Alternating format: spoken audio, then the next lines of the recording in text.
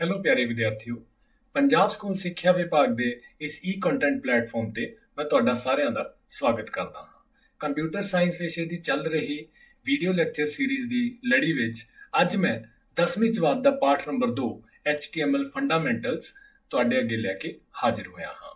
ਪਾਠ number 1 office tool ਦੇ ਵਿੱਚ ਤੁਸੀਂ MS Word, MS Excel, MS PowerPoint, print preview ਆਦਿ ਚੀਜ਼ਾਂ ਪੜ੍ਹ ਚੁੱਕੇ ਹੋ ਤੇ ਸਿੱਖ ਚੁੱਕੇ ਹੋ। ਤੇ ਇਸ ਚੈਪਟਰ ਦੇ ਵਿੱਚ ਅਸੀਂ HTML ਦੇ ਬਾਰੇ ਪੜਾਂਗੇ। HTML ਕੀ ਹੈ, ਇਸ ਦੀ ਵਰਤੋਂ ਕਿੱਥੇ ਅਤੇ ਕਿਵੇਂ ਕੀਤੀ ਜਾਂਦੀ ਹੈ, ਇਹ ਸਾਰੀਆਂ ਚੀਜ਼ਾਂ ਆਪਾਂ ਇਸ ਚੈਪਟਰ ਦੇ ਵਿੱਚ ਪੜਾਂਗੇ। ਤੇ ਇਸ ਤੋਂ ਇਲਾਵਾ ਤੁਹਾਡੇ ਸਿਲੇਬਸ ਦੇ ਵਿੱਚ HTML ਦੇ ਨਾਲ ਰਿਲੇਟਡ 2 ਚੈਪਟਰ ਦਿੱਤੇ ਗਏ ਹਨ।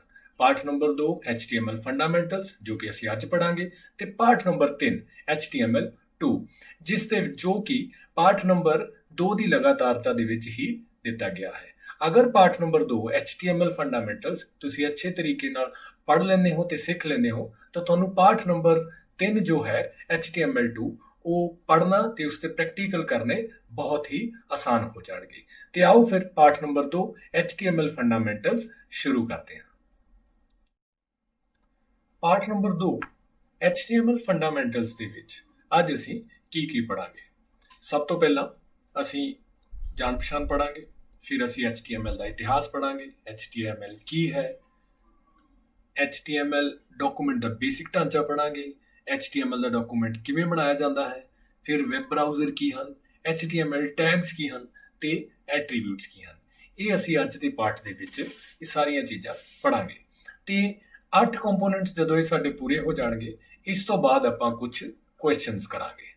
ਠੀਕ ਹੈ, ਉਹ ਕੁਐਸਚਨਸ ਕੀ ਹੋਣਗੇ ਜੋ ਤੁਹਾਡੇ ਪਾਠ ਨੰਬਰ 2 ਦੇ ਵਿੱਚ ਅਭਿਆਸ ਦੇ ਵਿੱਚ ਤੁਹਾਡੇ MCQs, ਖਾਲੀ ਥਾਵਾਂ, ਸਹੀ ਗਲਤ ਤੇ ਇਸ ਤੋਂ ਇਲਾਵਾ ਛੋਟੇ ਕੁਐਸਚਨ ਆਨਸਰਸ ਦਿੱਤੇ ਗਏ ਹਨ। ਉਹ ਆਪਾਂ ਜੋ ਵੀ ਇਹਨਾਂ 8 ਕੰਪੋਨੈਂਟਸ ਦੇ ਵਿੱਚੋਂ ਜੋ ਵੀ ਉਸ ਅਭਿਆਸ ਦੇ ਵਿੱਚ ਦਿੱਤਾ ਗਿਆ ਹੈ ਉਹ ਅਸੀਂ ਸਾਰਾ ਸੋਲਵ ਵੀ ਕਰਾਂਗੇ। ਤੇ ਆਓ ਫਿਰ ਆਪਾਂ ਸਟਾਰਟ ਕਰਦੇ ਹਾਂ ਜਾਣ ਪਛਾਣ ਤੋਂ। ਜਾਣ ਪਛਾਣ ਦੇ ਵਿੱਚ ਸਭ ਤੋਂ ਪਹਿਲਾਂ ਪਿਆਰੇ ਵਿਦਿਆਰਥੀਓ, ਤੁਸੀਂ ਇੰਟਰਨੈਟ ਦੀ ਵਰਤੋਂ ਕਰਨਾ ਜਾਣਦੇ ਹੋ ਔਰ ਤੁਸੀਂ ਕਰ ਵੀ ਰਹੇ ਹੋ।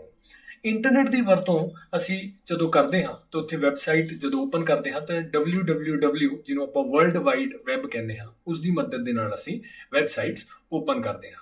ਹੁਣ www ਹੈ ਕੀ? ਲੱਖਾਂ ਹੀ, ਬਹੁਤ ਸਾਰੇ ਹਜ਼ਾਰਾਂ ਲੱਖਾਂ ਵੈਬ ਪੇਜਾਂ ਦਾ ਜੋ ਹੈ ਇਹ ਇੱਕ ਸਮੂਹ ਹੈ। ਬਿਕੋਜ਼ ਤੁਸੀਂ ਜਦੋਂ ਕੋਈ ਵੈਬਸਾਈਟ ਖੋਲਦੇ ਹੋ ਤਾਂ ਉੱਥੇ ਤੁਹਾਨੂੰ ਇੱਕ ਪੇਜ ਦਿਖਦਾ ਹੈ। ਠੀਕ ਹੈ ਜੀ, ਉਸ ਪੇਜ ਨੂੰ ਆਪਾਂ ਵੈਬ ਪੇਜ ਕਹਿੰਦੇ ਹਾਂ। ਤੇ ਵੈਬਸਾਈਟ ਆਪਣੇ ਆਪ ਦੇ ਵਿੱਚ ਕੀ ਹੁੰਦੀ ਹੈ? ਵੈਬਸਾਈਟ ਵੀ ਬਹੁਤ ਸਾਰੇ ਵੈਬ ਪੇਜਾਂ ਦਾ ਸਮੂਹ ਹੈ। ਇਸੇ ਤਰੀਕੇ ਨਾਲ ਵਰਲਡ ਵਾਈਡ ਵੈਬ ਨੂੰ ਆਪਾਂ ਲੱਖਾਂ ਪੇਜਾਂ ਦਾ ਸਮੂਹ ਕਹਿੰਦੇ ਹਾਂ। ਉਹਨਾਂ ਪੇਜਾਂ ਦੇ ਵਿੱਚ ਕੀ ਮਿਲਦਾ? ਸਾਨੂੰ ਟੈਕਸਟ ਮਿਲਦਾ ਹੈ, ਗ੍ਰਾਫਿਕਸ ਮਿਲਦੇ ਹੈ, ਆਡੀਓ ਮਿਲਦੀ ਹੈ, ਵੀਡੀਓਜ਼ ਮਿਲਦੀਆਂ ਨੇ ਤੇ ਇਸ ਤੋਂ ਇਲਾਵਾ ਲਿੰਕਸ ਵਗੈਰਾ ਮਿਲਦੇ ਨੇ ਕਿ ਆਪਾਂ ਜਦੋਂ ਵੈਬਸਾਈਟ ਕੋਈ ਓਪਨ ਕਰਦੇ ਹਾਂ ਫਿਰ ਆਪਾਂ ਉਸ ਤੋਂ ਅੱਗੇ ਲਿੰਕਸ ਦੇ ਉੱਤੇ ਕਲਿੱਕ ਕਰਕੇ ਅੱਗੇ ਤੋਂ ਅੱਗੇ ਵੈਬ ਪੇਜ ਦੇ ਉੱਤੇ ਜੰਪ ਕਰਦੇ ਜਾਂਦੇ ਹਾਂ। ਤੇ ਕੀ ਤੁਸੀਂ ਕਦੇ ਸੋਚਿਆ ਹੈ ਕਿ ਇਹ ਵੈਬ ਪੇਜ ਜੋ ਹੈ ਇਸ ਨੂੰ ਕਿਵੇਂ ਬਣਾਇਆ ਜਾਂਦਾ ਹੈ? ਕਿਹੜੀ ਬੁਨਿਆਦੀ ਟੈਕਨੋਲੋਜੀ ਹੈ ਜਿਸ ਦੀ ਮਦਦ ਦੇ ਨਾਲ ਇਹ ਵੈਬ ਪੇਜ ਬਣਾਇਆ ਜਾਂਦਾ ਹੈ? ਤੇ ਵੈਬ ਪੇਜ ਬਣਾਉਣ ਦੇ ਲਈ ਕੀ ਵਰਤਿਆ ਜਾਂਦਾ? ਕੰਪਿਊਟਰ ਦੇ ਵਿੱਚ ਇੱਕ ਭਾਸ਼ਾ ਵਰਤੀ ਜਾਂਦੀ ਹੈ, ਇੱਕ ਲੈਂਗੁਏਜ ਹੈ ਜਿਸ ਦੀ ਮਦਦ ਦੇ ਨਾਲ ਆਪਾਂ ਵੈਬ ਪੇਜ ਨੂੰ ਡਿਜ਼ਾਈਨ ਕਰਦੇ ਹਾਂ। ਉਹ ਲੈਂਗੁਏਜ ਕਿਹੜੀ ਹੈ ਜੋ ਅਸੀਂ ਅੱਜ ਪੜ੍ਹਨ ਜਾ ਰਹੇ ਹਾਂ? HTML, ਜੋ ਕਿ ਤੁਹਾਡਾ ਆਪਣਾ ਜੋ ਪਾਠ ਹੈ, ਪਾਠ ਨੰਬਰ 2 ਹੈ HTML ਫੰਡਾਮੈਂਟਲਸ। ਇਸ ਦੇ ਵਿੱਚ ਆਪਾਂ HTML ਦੇ ਬਾਰੇ ਹੀ ਪੜਾਂਗੇ, ਜਿਵੇਂ ਕਿ ਮੈਂ ਤੁਹਾਨੂੰ ਪਹਿਲਾਂ ਵੀ ਦੱਸਿਆ ਸੀ। ਇਹ ਇੱਕ ਬੇਸਿਕ ਤੇ ਆਮ ਵਰਤੋਂ ਜਾਣ ਵਾਲੀ ਭਾਸ਼ਾ ਹੈ।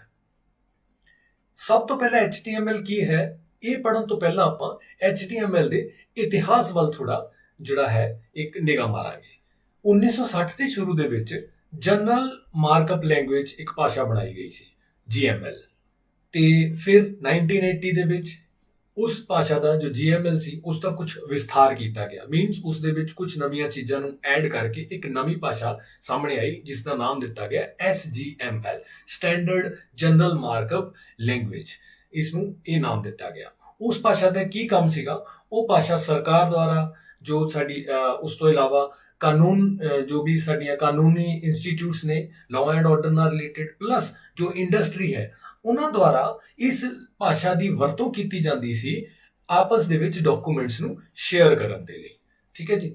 ਤੇ ਫਿਰ 1989 ਦੇ ਵਿੱਚ 1999 ਦੇ ਵਿੱਚ ਟਿਮ ਬਰਨਰਜ਼-ਲੀ ਨਾਮ ਦੇ ਇੱਕ ਵਿਗਿਆਨੀ ਨੇ ਜੋ ਹੈ ਉਹ ਜੋ HTML ਸੀਗੀ ਉਸ ਨੂੰ ਫਰਦਰ ਫਿਰ ਕੁਝ ਨਵੀਆਂ ਚੀਜ਼ਾਂ ਐਡ ਕਰਕੇ HTML ਜੋ ਹੈ ਡਿਵੈਲਪ ਕਰਕੇ ਉਹ ਸਾਹਮਣੇ ਲੈ ਕੇ ਆਏ। ਉਸ ਤੋਂ ਇਲਾਵਾ ਟਿਮ ਬਰਨਰਸ-ਲੀ ਨੇ ਸੌਫਟਵੇਅਰ ਵੀ ਕੁਝ ਬਣਾਏ ਸੀਗੇ, ਕੁਝ ਵੈਬ ਬਰਾਊਜ਼ਰ ਵੀ ਜੋ ਹੈ ਉਹ ਵੀ ਬਣਾਏ ਸਨ, ਜਿਸ ਦੇ ਨਾਲ ਕੀ ਹੋਇਆ ਫਿਰ HTML ਉਸ ਤੋਂ ਬਾਅਦ ਜਦੋਂ ਇਹ HTML ਜੋ ਹੈ ਬਣ ਕੇ ਅੱਗੇ ਆਈ ਤਾਂ ਫਿਰ HTML ਨੂੰ ਵੱਡੇ ਹੀ ਲਾਰਜ ਸਕੇਲ ਦੇ ਉੱਤੇ ਸਾਰਿਆਂ ਨੇ ਜੋ ਹੈ ਉਸ ਦੀ ਵਰਤੋਂ ਕਰਨੀ ਸਟਾਰਟ ਕਰ ਦਿੱਤੀ। ਤੇ ਫਿਰ ਹੁਣ ਜੋ ਹੈ ਉਹ ਸਾਡੇ ਦਿਮਾਗ ਦੇ ਵਿੱਚ ਫਿਰ ਉਹੀ ਸਟਾਰਟਿੰਗ ਤੋਂ ਹੀ ਇੱਕ ਜੋ ਕੁਐਸਚਨ ਸੀਗਾ ਕਿ HTML ਹੈ ਕੀ। ਇਹ ਤਾਂ ਗੱਲ ਤੁਹਾਨੂੰ ਕਲੀਅਰ ਹੋ ਗਈ ਕਿ HTML ਇੱਕ ਭਾਸ਼ਾ ਹੈ, ਕਿਉਂਕਿ ਮੈਂ ਤੁਹਾਨੂੰ ਪਹਿਲਾਂ ਦੱਸਿਆ ਹੈ ਕਿ ਵੈਬ ਪੇਜ ਨੂੰ ਕਿਸ ਟੈਕਨੋਲੋਜੀ ਦੇ ਨਾਲ ਬਣਾਇਆ ਜਾਂਦਾ ਹੈ। ਉਹ ਮੈਂ ਤੁਹਾਨੂੰ ਦੱਸਿਆ ਕਿ ਉਹਦੇ ਲਈ ਇੱਕ ਕੰਪਿਊਟਰ ਦੀ ਭਾਸ਼ਾ ਹੈ। ਉਹ ਭਾਸ਼ਾ ਕਿਹੜੀ ਹੈ? HTML। ਸੋ HTML ਇੱਕ ਭਾਸ਼ਾ ਹੈ ਜਿਸ ਦੀ ਵਰਤੋਂ ਵੈਬ ਡਿਜ਼ਾਈਨਿੰਗ ਦੇ ਲਈ ਜਾਨੀ ਕਿ ਵੈਬ ਪੇਜ ਬਣਾਉਣ ਦੇ ਲਈ ਕੀਤੀ ਜਾਂਦੀ ਹੈ। ਫਿਰ ਉਸ ਤੋਂ ਇਲਾਵਾ HTML ਜੋ ਹੈ ਟੈਗਸ ਆਧਾਰਿਤ ਭਾਸ਼ਾ ਹੈ। ਮੀਨਸ ਇਸ ਦੇ ਵਿੱਚ ਟੈਗਸ ਵਰਤੇ ਜਾਂਦੇ ਹਨ। ਜਿਵੇਂ ਤੁਸੀਂ ਜਦੋਂ ਆਪਾਂ MS ਵਰਡ ਕੀਤਾ ਹੈ, MS ਐਕਸਲ ਕੀਤਾ, ਫॉर ਐਗਜ਼ਾਮਪਲ MS ਐਕਸਲ ਦੇ ਵਿੱਚ ਜਦੋਂ ਤੁਸੀਂ ਸਪਰੈਡਸ਼ੀਟ ਯੂਜ਼ ਕਰਦੇ ਸੀਗੇ ਹਨਾ, ਉਸ ਦੇ ਵਿੱਚ ਕੀ ਕਰਦੇ ਸੀਗੇ, ਫਿਰ ਆਪਾਂ ਕੁਝ ਫੰਕਸ਼ਨਸ ਯੂਜ਼ ਕੀਤੇ ਸੀਗੇ ਹਨਾ ਕੈਲਕੂਲੇਸ਼ਨਸ ਨੂੰ ਕਰਨ ਦੇ ਲਈ, ਮਤਲਬ ਦੇ ਵਰ ਕਾਈਂਡ ਆਫ ਅ ਕਮਾਂਡ। तो इसे तरीके नाल HTML ਦੇ ਵਿੱਚ ਟੈਗ ਹੈ। ਜਦੋਂ MS ਵਰਡ ਕੀਤਾ ਸੀਗਾ ਉੱਥੇ ਵੀ ਤੁਸੀਂ ਵੱਖ-ਵੱਖ ਆਪਸ਼ਨਸ ਨੂੰ ਯੂਜ਼ ਕੀਤਾ। ਉਹ ਵੱਖ-ਵੱਖ ਆਪਸ਼ਨਸ ਕੀ ਹਨ? ਉਹ ਦਿੱਤੀਆਂ ਤੁਹਾਨੂੰ ਇੱਕ ਮਤਲਬ ਗ੍ਰਾਫਿਕਲ ਵੇ ਦੇ ਨਾਲ ਤੁਹਾਨੂੰ ਪ੍ਰੈਜ਼ੈਂਟ ਕੀਤੀਆਂ ਗਈਆਂ ਨੇ, ਬਟ ਉਹ ਕੀ ਹਨ? ਉਹ ਇੱਕ ਕਮਾਂਡਸ ਹਨ। ਇਸੇ ਤਰੀਕੇ ਨਾਲ HTML ਜੋ ਭਾਸ਼ਾ ਹੈ, ਜਦੋਂ ਉਸ ਦੇ ਵਿੱਚ ਆਪਾਂ ਕੋਡਿੰਗ ਕਰਦੇ ਹਾਂ ਤਾਂ ਉਸ ਦੇ ਲਈ ਜੋ ਬੁਨਿਆਦੀ ਸਭ ਤੋਂ ਜੋ ਬੇਸਿਕ ਯੂਨਿਟ ਜੋ ਹੈ HTML ਦਾ, ਉਹਨੂੰ ਆਪਾਂ ਟੈਗ ਕਹਿੰਦੇ ਹਾਂ। ਠੀਕ ਹੈ ਜੀ। ਤੇ ਵੱਖ-ਵੱਖ ਤਰ੍ਹਾਂ ਦੇ ਜਿਹੜੇ ਟੈਗ ਵਰਤੇ ਜਾਂਦੇ ਆ, ਠੀਕ ਹੈ, ਜਿਨ੍ਹਾਂ ਦੇ ਨਾਲ ਵੈਬ ਪੇਜ ਬਣਾਏ ਜਾਂਦੇ ਨੇ। ਹੁਣ HTML ਜੋ ਹੈ ਇਸ ਦਾ ਪੂਰਾ ਨਾਮ ਕੀ ਹੈ? Hypertext markup language. Hypertext markup language. ਤੇ ਹਾਈਪਰਟੈਕਸਟ ਤੋਂ ਭਾਵ ਕੀ ਹੈ? ਹਾਈਪਰਟੈਕਸਟ ਇੱਕ ਅਜਿਹਾ ਟੈਕਸਟ ਹੈ, ਇਹ ਤੁਸੀਂ ਹਾਈਪਰਲਿੰਕ ਪੜ੍ਹ ਚੁੱਕੇ ਹੋ। ਤੇ ਹਾਈਪਰਟੈਕਸਟ ਉਹ ਲਿੰਕ, ਹਾਈਪਰ ਕੀ ਹੈ? ਲਿੰਕ, ਤੇ ਹਾਈਪਰਟੈਕਸਟ ਕੀ ਹੈ? ਹਾਈਪਰਟੈਕਸਟ ਅਜਿਹਾ ਟੈਕਸਟ ਜੋ ਕਿ ਇੱਕ ਲਿੰਕ ਦੀ ਤਰ੍ਹਾਂ ਕੰਮ ਕਰਦਾ ਹੈ, ਉਸ ਨੂੰ ਆਪਾਂ ਕਹਿੰਦੇ ਹਾਂ ਹਾਈਪਰਟੈਕਸਟ। ਤੇ ਮਾਰਕਅਪ ਲੈਂਗੁਏਜ ਕੀ ਹੈ? ਜਿਵੇਂ ਜਨਰਲਾਈਜ਼ਡ ਮਾਰਕਅਪ ਲੈਂਗੁਏਜ ਸੀਗੀ, ਉਸ ਦੇ ਵਿੱਚ ਟੈਗਸ ਬਣਾਏ ਗਏ ਸੀਗੇ। ਟੈਗਸ ਦੀ ਵਰਤੋਂ ਸਟਾਰਟਿੰਗ ਤੋਂ ਹੀ ਕੀਤੀ ਗਈ ਸੀ। ਸੋ ਮਾਰਕਅਪ ਲੈਂਗੁਏਜ ਕੀ ਹੈ? ਮਾਰਕਅਪ ਕੀ ਹੈ? ਟੈਗਸ ਦਾ ਸਮੂਹ। ਠੀਕ ਹੈ ਜੀ। ਤੇ HTML ਹੁਣ ਕੀ ਹੈ ਕਿ HTML ਕਿਵੇਂ ਦੀ ਭਾਸ਼ਾ ਹੋਏਗੀ?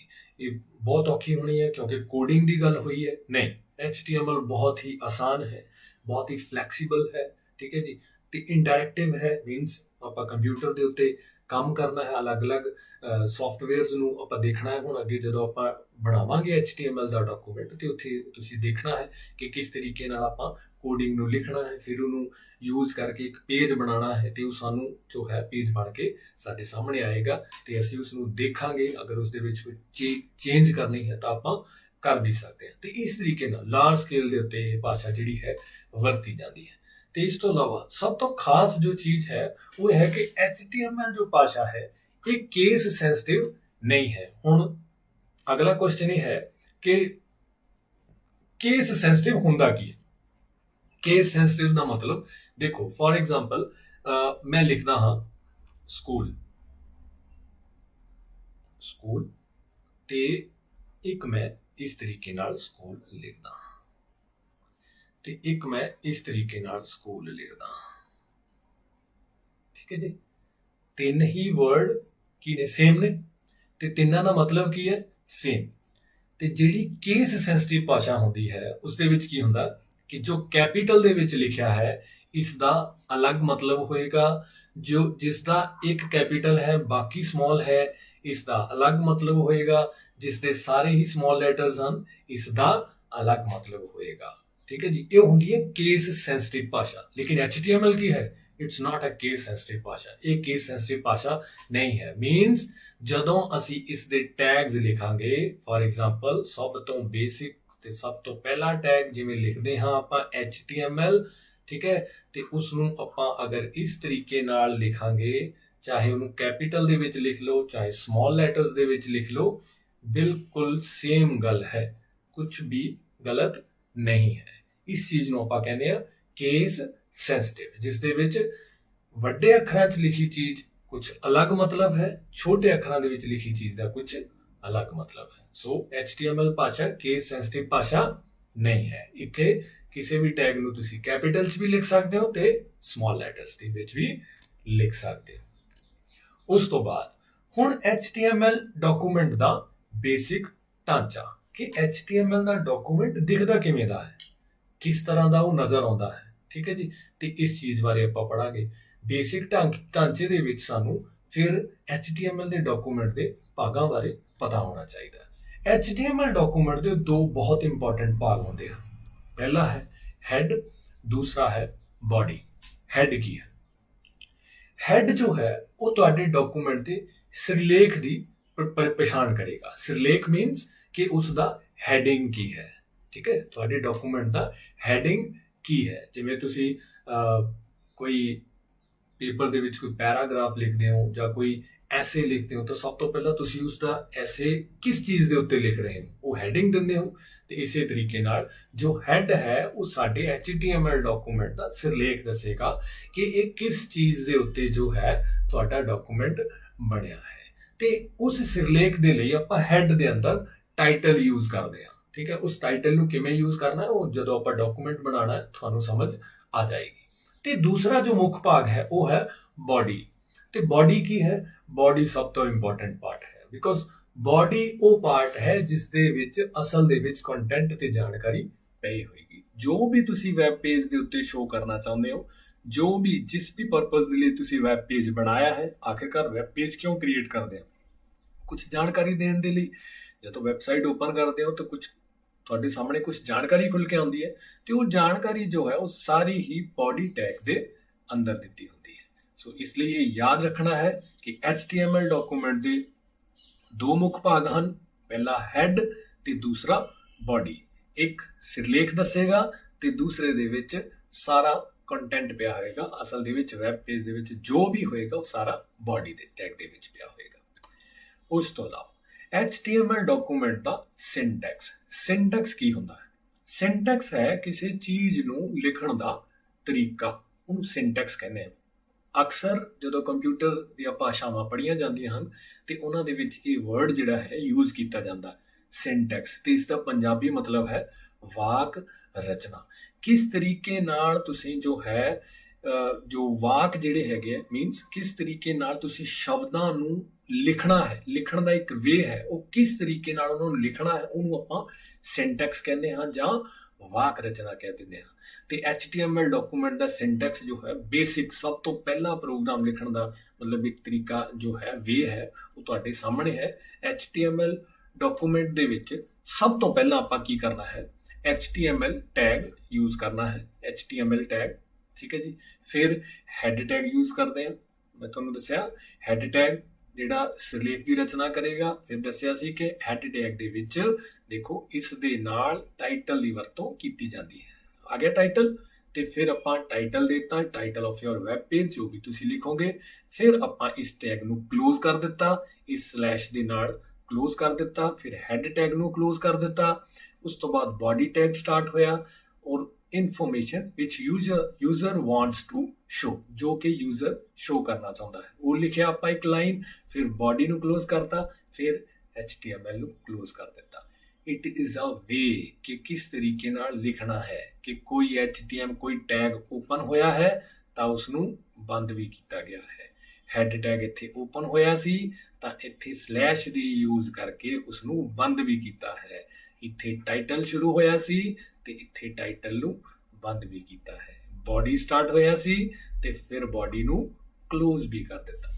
ਇਸ ਤਰੀਕੇ ਨਾਲ ਜੋ ਵਾਕ ਰਚਨਾ ਹੈ, ਲਿਖਣ ਦਾ ਜੋ ਵੇ ਹੈ, ਉਸ ਨੂੰ ਆਪਾਂ ਕਹਿ ਦਿੰਦੇ ਹਾਂ ਸਿੰਟੈਕਸ। ਠੀਕ ਹੈ, ਸਿੰਟੈਕਸ।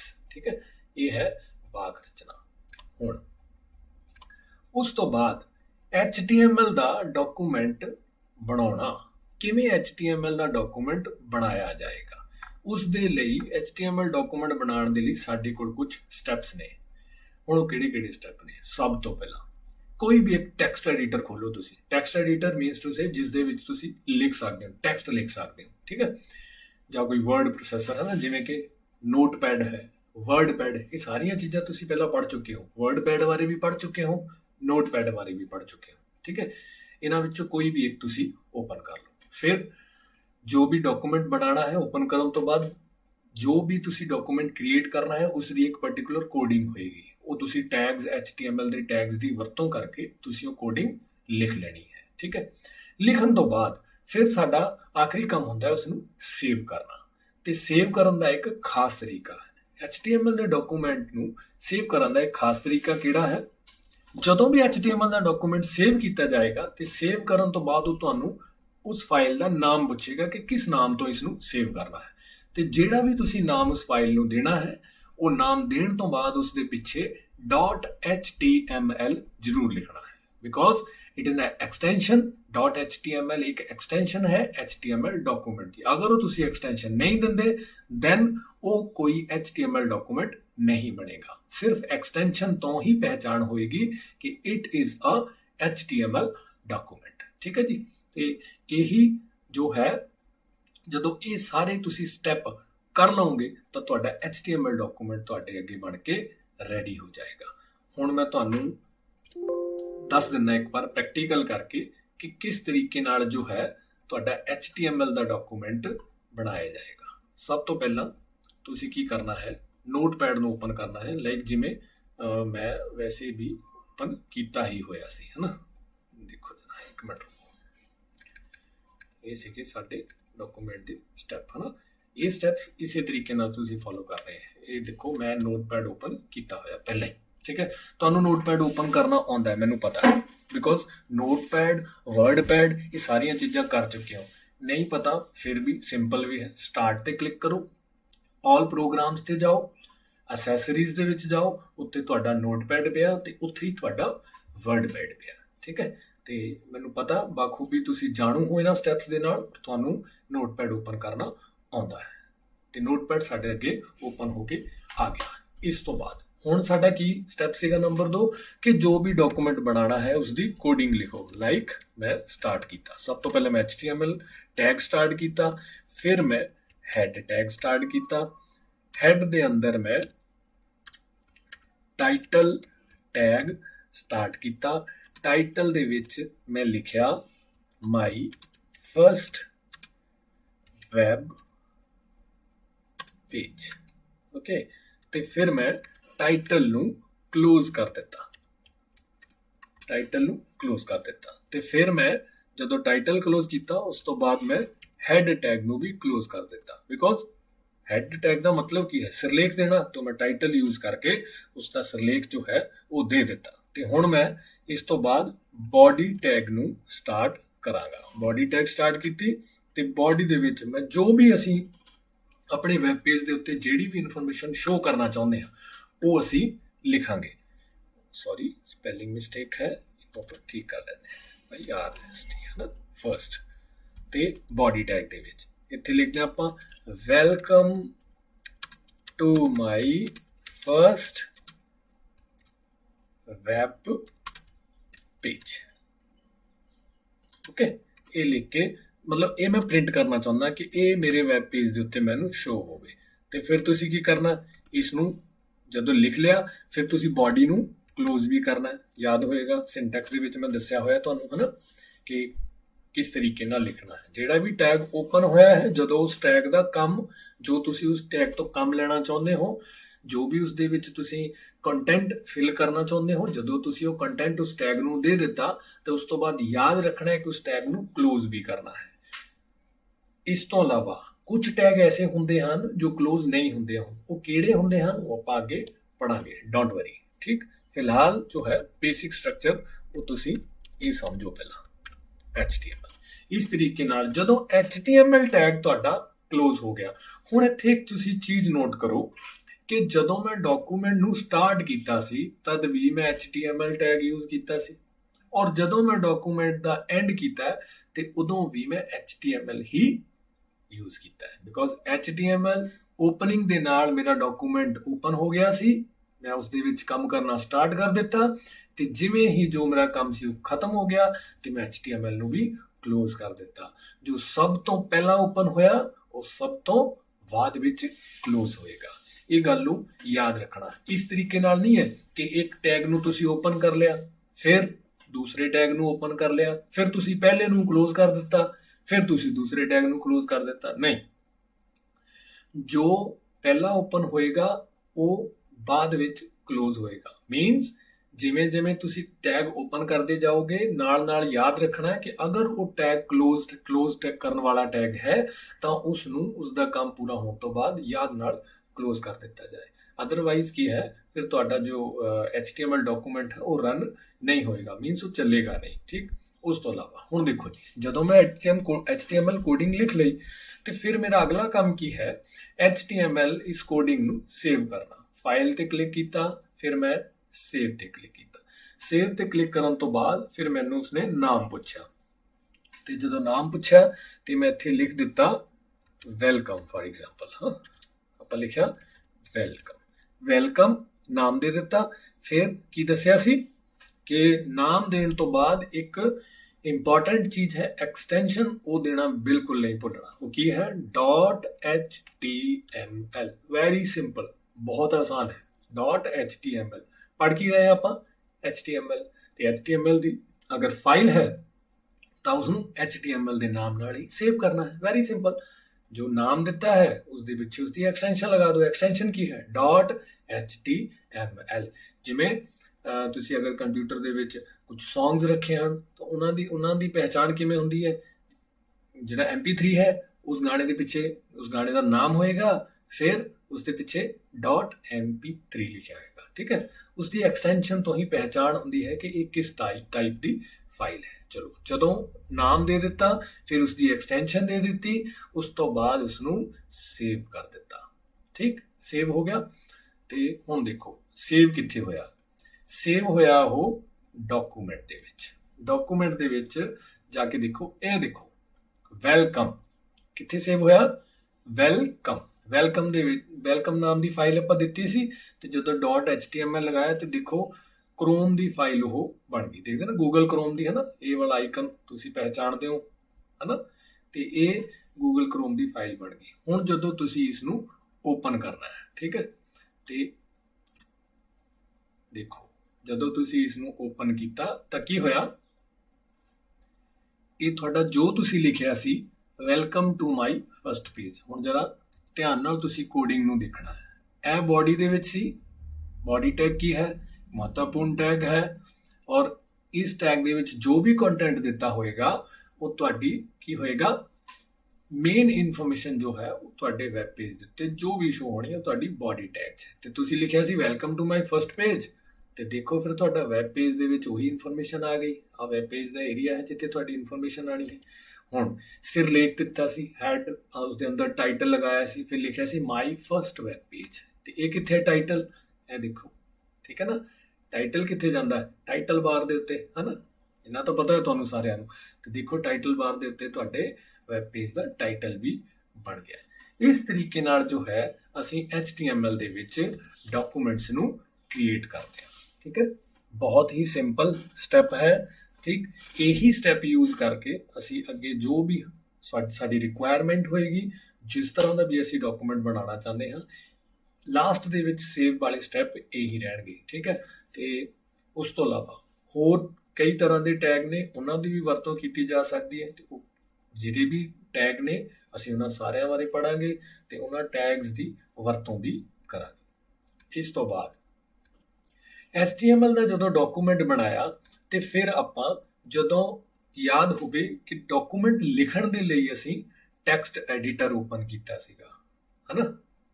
ਜਦੋਂ ਕੋਡਿੰਗ ਅਸੀਂ ਲਿਖਣੀ ਸੀ ਤਾਂ ਅਸੀਂ ਟੈਕਸਟ ਐਡੀਟਰ ਓਪਨ ਕੀਤਾ ਸੀ। ਜਦੋਂ ਫਾਈਲ ਨੂੰ ਸੇਵ ਕਰ ਦਿੱਤਾ, ਸੇਵ ਕਰਨ ਤੋਂ ਬਾਅਦ ਫਿਰ ਕੀ ਬਣ ਗਈ ਸੀ, ਉਹ ਗੂਗਲ ਕ੍ਰੋਮ ਵਾਲੀ ਫਾਈਲ ਬਣ ਗਈ ਸੀ। ਲਿਖਿਆ ਸੀ ਨਾ ਗੂਗਲ ਕ੍ਰੋਮ ਦਾ ਉੱਥੇ ਆਈਕਨ ਸ਼ੋ ਹੋ ਰਿਹਾ ਸੀ, ਹਨਾ, ਉਸਦਾ ਲੋਗੋ ਸ਼ੋ ਹੋ ਰਿਹਾ ਸੀ ਉੱਥੇ।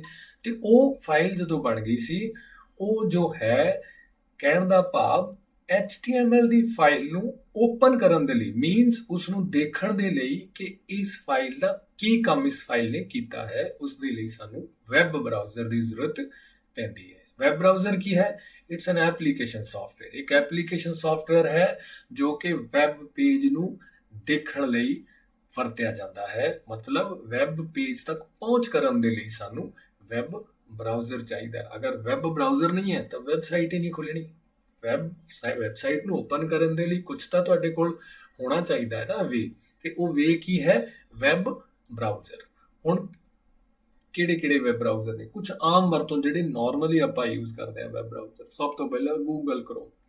ਅਗਰ ਤੁਸੀਂ ਸਮਾਰਟਫੋਨ ਯੂਜ਼ ਕਰ ਰਹੇ ਹੋ ਤਾਂ ਤੁਸੀਂ ਬਾਖੂਬੀ ਗੂਗਲ ਕਰੋਮ ਦਾ ਤਾਂ ਇਸਤੇਮਾਲ ਜ਼ਰੂਰ ਕੀਤਾ ਹੀ ਹੋਣਾ, ਬਿਕੋਜ਼ ਹਰ ਇੱਕ ਜਿਹੜਾ ਹੈ ਸਮਾਰਟਫੋਨ ਦੇ ਵਿੱਚ ਤੁਹਾਨੂੰ ਜੋ ਹੈ ਗੂਗਲ ਕਰੋਮ ਮਿਲ ਜਾਂਦਾ ਹੈ ਨਾ। ਗੂਗਲ ਦਾ ਅਕਾਊਂਟ ਵੀ ਆਪਾਂ ਉਹਦੇ ਵਿੱਚ ਪਾਉਂਦੇ ਹਾਂ। ਉਸ ਤੋਂ ਇਲਾਵਾ ਹੈ ਇੰਟਰਨੈਟ ਐਕਸਪਲੋਰਰ। ਜਦੋਂ ਤੁਸੀਂ ਆਪਣਾ ਕੰਪਿਊਟਰ ਸਿਸਟਮ ਦੇ ਵਿੱਚ ਜਦੋਂ ਅਸੀਂ ਵਿੰਡੋ ਇੰਸਟਾਲ ਕਰਦੇ ਹਾਂ, ਵਿੰਡੋ ਇੰਸਟਾਲ ਕਰਨ ਤੋਂ ਬਾਅਦ ਇਹ ਬਾਈ ਡਿਫਾਲਟ ਸਾਨੂੰ ਵਿੰਡੋ ਦੇ ਨਾਲ ਹੀ ਮਿਲਦਾ ਹੈ ਇੰਟਰਨੈਟ ਐਕਸਪਲੋਰਰ। ਜਿਵੇਂ ਗੂਗਲ ਕਰੋਮ ਜੋ ਹੈ ਉਹ ਗੂਗਲ ਕੰਪਨੀ ਦੁਆਰਾ ਬਣਾਇਆ ਗਿਆ, ਇੰਟਰਨੈਟ ਐਕਸਪਲੋਰਰ ਮਾਈਕਰੋਸਾਫਟ ਕੰਪਨੀ ਦੁਆਰਾ ਬਣਾਇਆ ਗਿਆ ਹੈ। ਠੀਕ, ਇਹ ਜੋ ਹੈ ਜਿਹੜੀ ਜਾਣਕਾਰੀ ਹੈ ਇੱਕ ਤਰ੍ਹਾਂ ਨਾਲ ਜਨਰਲ ਨੌਲੇਜ ਹੈ, ਜਨਰਲ ਅਵੇਅਰਨੈਸ ਹੈ ਨਾ। ਜਦੋਂ ਆਪਾਂ ਕਈ ਵਾਰ ਕੰਪਿਊਟਰ ਦੇ ਕੁਇਜ਼ ਹੁੰਦੇ ਹਨ, ਉੱਥੇ ਇਸ ਤਰ੍ਹਾਂ ਦੇ ਕੁਐਸਚਨ ਪੁੱਛ ਲਏ ਜਾਂਦੇ ਹਨ ਕਿ ਗੂਗਲ ਦੁਆਰਾ ਤਿਆਰ ਕੀਤਾ ਗਿਆ ਵੈਬ ਬਰਾਊਜ਼ਰ ਕਿਹੜਾ ਹੈ, ਤੇ ਕਿਹੜਾ ਹੈ? Google Chrome. ਮਾਈਕਰੋਸਾਫਟ ਦੁਆਰਾ ਤਿਆਰ ਕੀਤਾ ਗਿਆ ਵੈਬ ਬਰਾਊਜ਼ਰ ਕਿਹੜਾ ਹੈ? Internet explorer. ਇਸ ਤਰੀਕੇ ਨਾਲ ਮੋਜ਼ੀਲਾ ਫਾਇਰਫੌਕਸ, ਮੋਜ਼ੀਲਾ ਫਾਊਂਡੇਸ਼ਨ ਤੇ ਉਹਨਾਂ ਦੇ ਨਾਲ ਹੋਰ ਉਹਨਾਂ ਦੀਆਂ ਸਹਾਇਕ ਐਸੋਸੀਏਟਡ ਜਿਹੜੀਆਂ